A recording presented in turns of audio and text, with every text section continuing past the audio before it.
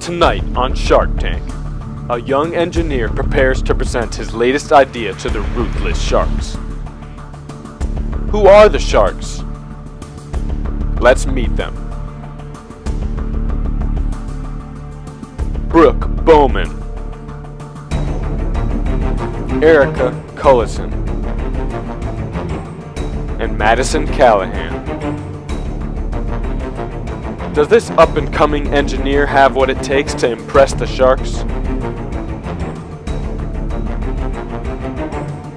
Find out tonight on Shark Tank.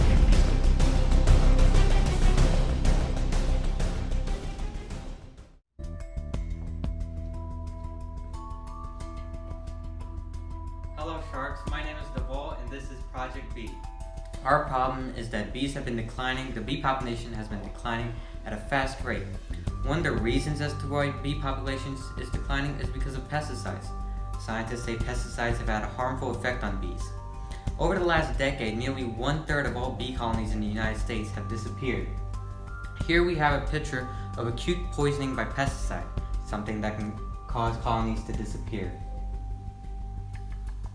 So our solution is that we're going to use a different type of pesticide, a natural pesticide that doesn't harm the bees, but it also prevents other insects from getting to crops. For our natural pesticide, we decided on using spider venom to kill other insects, and this spider venom does not affect the bees. Another chemical we identified was neem oil. Neem oil has no harmful effects on bees, but it stops other insects from reproducing.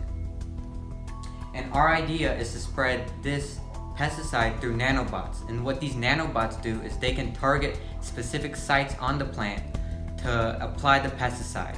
So they can apply the pesticide on the stem, but not the bud of the plant where bees can go in and pollinate. Here's a design concept for our nanobot. As you can see, it looks a lot like a bee. And it's going to perform a similar function, except where you would have the stinger is where we're going to eject pesticides from. Okay? That's all. Thank you for listening to our great idea, Project B. Devol, what sets your solution apart from the current solutions that are being used? So some solutions that people have tried before are land sharing and land sparing.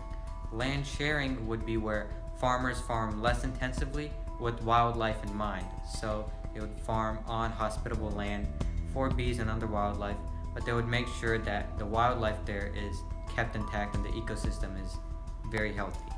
Land sparing would be where they farm on inhospitable land to most creatures, and they would farm intensively on it, maximizing their yield.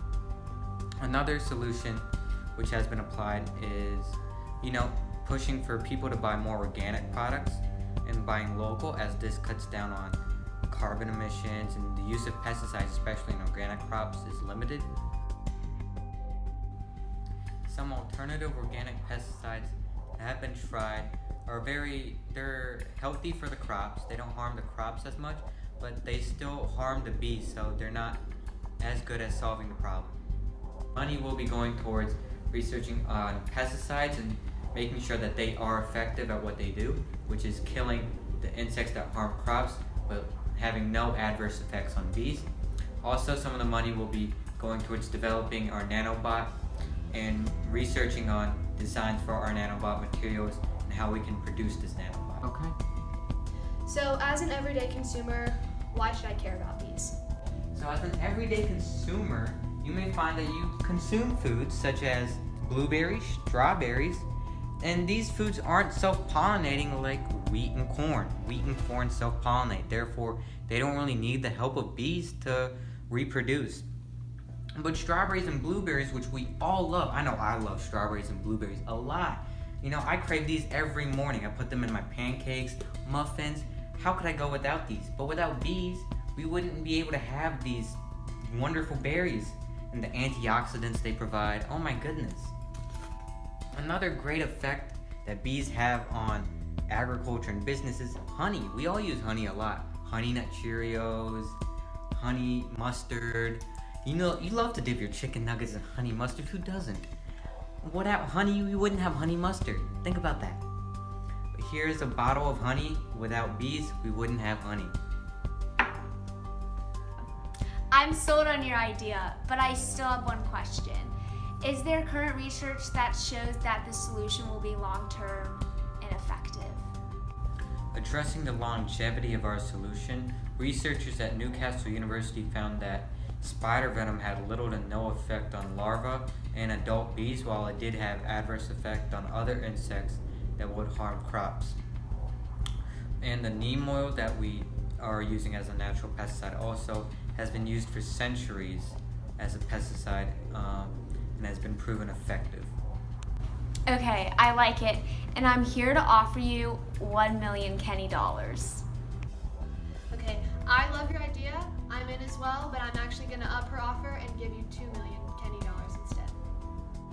Thanks for all the great offers, guys. Now, Kenny, what is your offer?